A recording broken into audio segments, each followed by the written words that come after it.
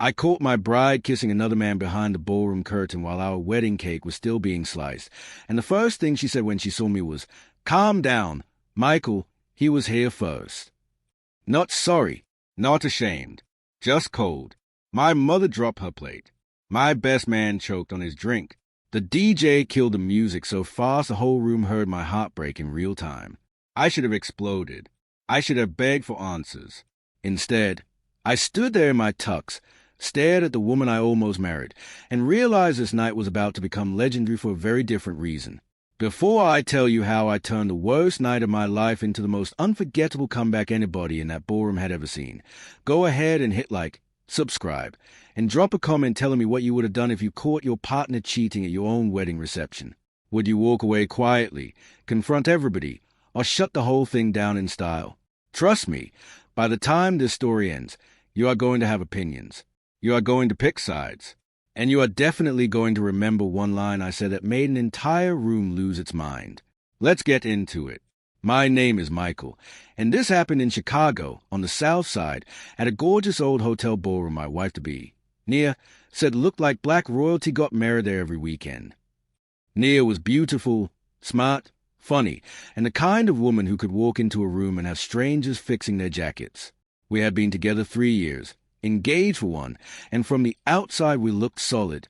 We laughed together, prayed together, planned together, and survived enough family cookouts to think we could survive anything. I loved that woman the way men write songs and make bad financial decisions, deep and without caution. The morning of the wedding felt perfect. My boys, Denzel, Idris, and Will, kept clowning me in the suite while I got dressed. Denzel swore my hands were shaking so hard I almost put my cufflinks on the wrong sleeves. Idris said marriage was beautiful as long as I remembered 2 words. Yes, day. Will just laughed and told me I was done for. We were roasting each other, playing old-school R&B, eating hotel breakfast that cost too much and tasted too average, and for a minute I felt untouchable. Every groom imagines that calm before the ceremony is proof he's making the right choice. So did I. Nia and I had one of those sweet little first-look moments in a private courtyard before the ceremony. She tapped my shoulder. I turned around, and for a second I forgot how breathing worked.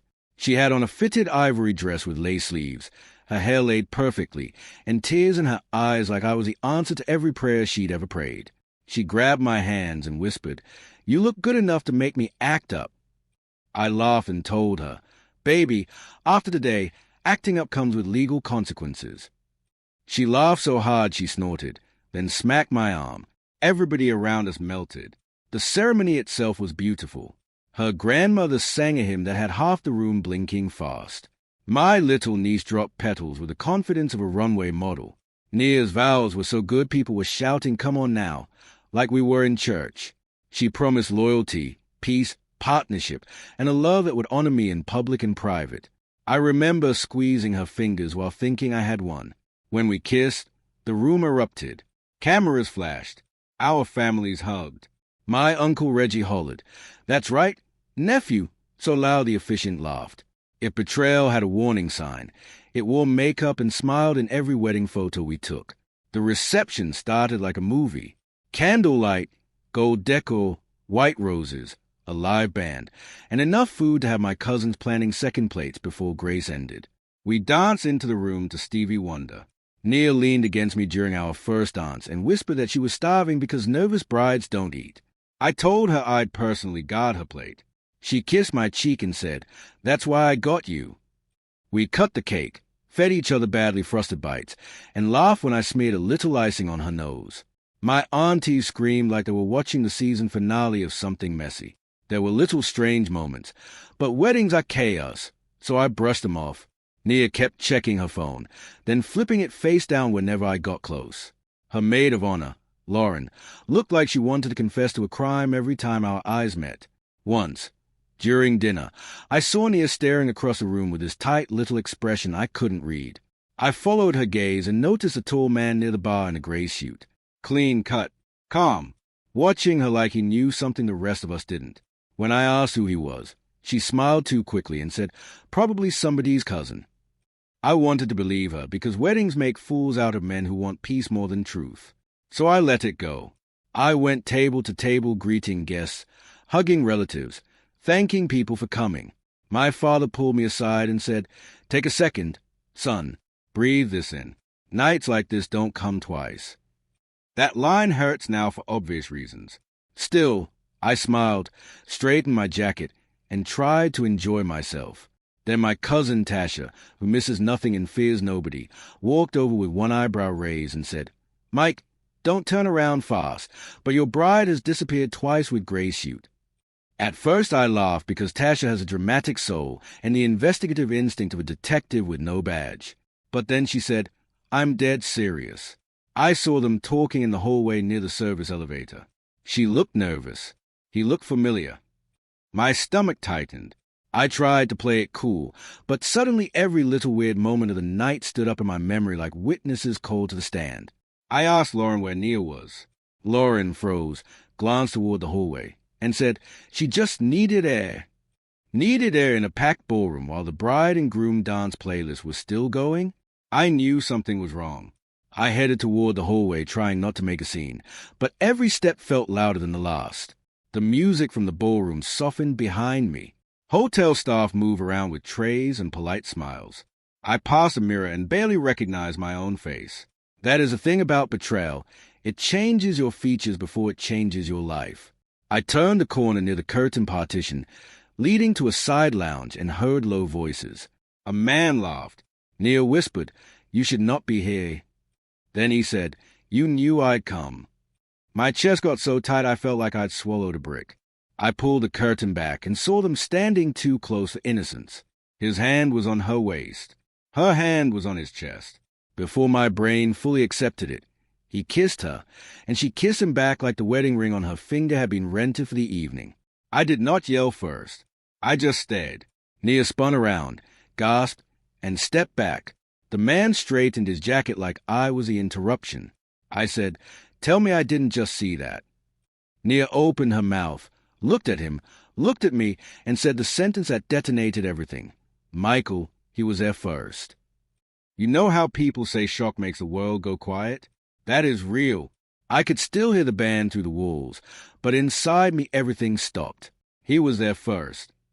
I repeated, because surely I had misheard English.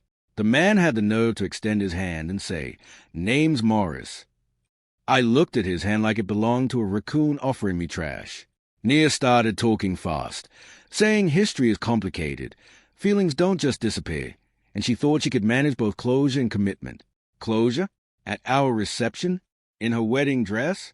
Morris stood there nodding like this was a group project and we were simply misaligned. I wish I could tell you I turned into some movie villain and flipped the table.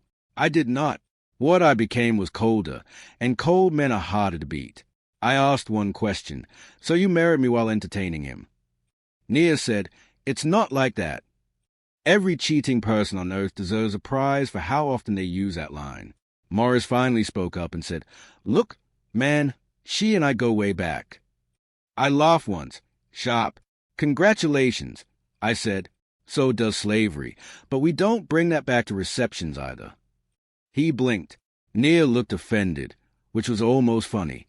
That was the exact moment my pain turned into purpose. I realized two things. 1, the marriage was dead before the appetizer course. 2, I was not about to let them control the narrative. I took off my boutonniere, set it on a nearby table, and looked at Nia with a calm she did not deserve. "You said he was there first." I told her, "That's fine, but I'm the one standing here now, and I get the last word." She tried to grab my arm. I stepped back. "Don't touch me until your explanation learns how to make sense." Morris suddenly looked less confident. "Good. Let him." When I walked back into the ballroom, I did not look broken. I looked focused. That confused people more than tears would have. The DJ, a cousin of mine named Terrence, saw my face and immediately knew something was off. He leaned in and asked, "Talk to me." I said, "Cut the music in 30 seconds and hand me the MIC." He stared hard, then nodded. Meanwhile, guests were still laughing, eating, and filming dance clips for social media, completely unaware that the bride had just set her own fairy tale on fire in the hallway. I stood near the head table, adjusted my cuffs, and waited for the room to become mine. When the music stopped, everybody turned. Terrence handed me the MIC and backed away slowly like a smart man leaving a dangerous intersection. I tapped the MIC once and smiled the kind of smile that makes people stop chewing. "Family, friends, thank you all for coming," I said. "I know some of you traveled, bought gifts, got dressed up, and expected to celebrate a marriage tonight." Nia had just re-entered the ballroom with Lauren and Morris behind her, and the room began reading the tension like subtitles. I took a breath and said, "Unfortunately, this reception has become a reunion for people who do not understand timing, vows, or basic home training." A murmur rolled across the room. Nia froze. Her mother whispered, "Oh no." I kept going. A few minutes ago, I caught my bride backstage with another man, and when I asked for an explanation, she said, "I turned and looked directly at Nia. He was there first." The room exploded. Plates paused midair. Somebody near the bar shouted, "At the wedding!" My Uncle Reggie yelled, "Not in front of the salmon," which somehow made 3 people laugh at the worst possible time. Nia covered her face. Morris looked like he wanted the floor to open. I wasn't done. Not even close. The truth had finally grabbed a microphone. Nia rushed forward and hissed, "Michael, stop." I held up one hand. "No, you stop. You stopped being my piece the minute you made me a prop in your confusion." Then I turned to the guests again. "Since honesty showed up late, let me help her find a seat." Apparently, my wife wanted to honor both her future and her past on the same evening. Efficient, but disrespectful.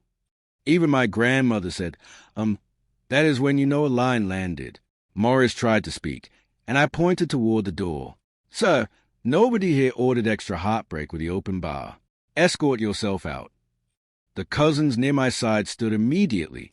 "Now, here's where it got brutal." Nia said, "You are humiliating me." I laughed, not because it was funny, but because the nerve was Olympic level. "Humiliating you?" I said into the MIC, "No, Nia.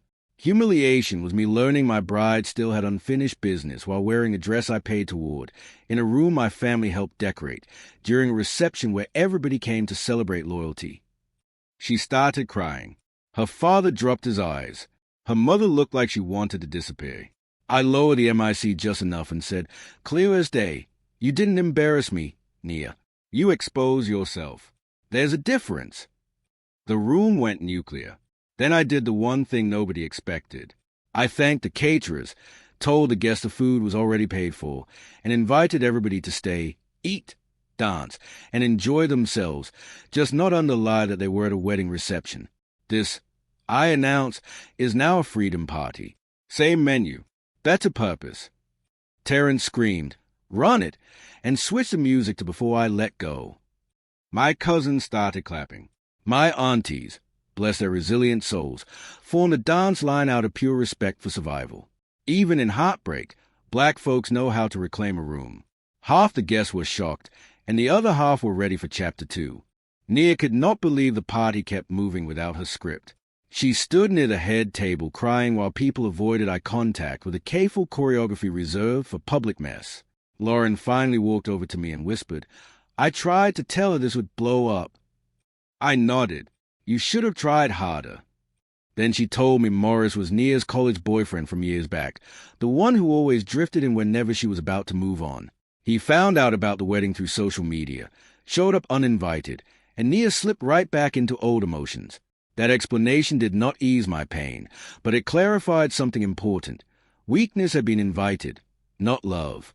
The funny part, because somehow there was a funny part, was Uncle Reggie making rounds with a plate piled high, telling everybody, I knew something was off when the bride barely touched the mac and cheese. He said it like skipped side dishes were legal evidence. My niece asked me if I was still keeping the cake. I told her yes, because betrayal may take your bride, but it does not take your buttercream. She nodded solemnly like a tiny judge. My boy stayed near me the whole time. Denzel squeezed my shoulder. Idris said, "You handled that like a king." Will added, "A petty king, but still a king." I finally laughed. Later, after most guests had settled into the strange new energy of the room, Nia asked if we could talk privately. I agreed because I wanted closure, not reconciliation. We stepped into the same hallway where the whole mess started. Her makeup was streaked, her voice shaking. She said she loved me, that she panicked when Morris showed up, that part of her wanted to prove she was over him, and another part wanted to see whether he still cared. "So you tested your feelings on my wedding day?" I asked. She cried harder. "I made a mistake." I looked at her for a long moment and said, "No, you made a choice wearing white." She asked whether we could still fix it. That question hit me in a place that still loved the version of her I thought was real. For a 1 week second, I remembered the courtyard, the vows, the snort laugh, the hand squeezes, the dreams.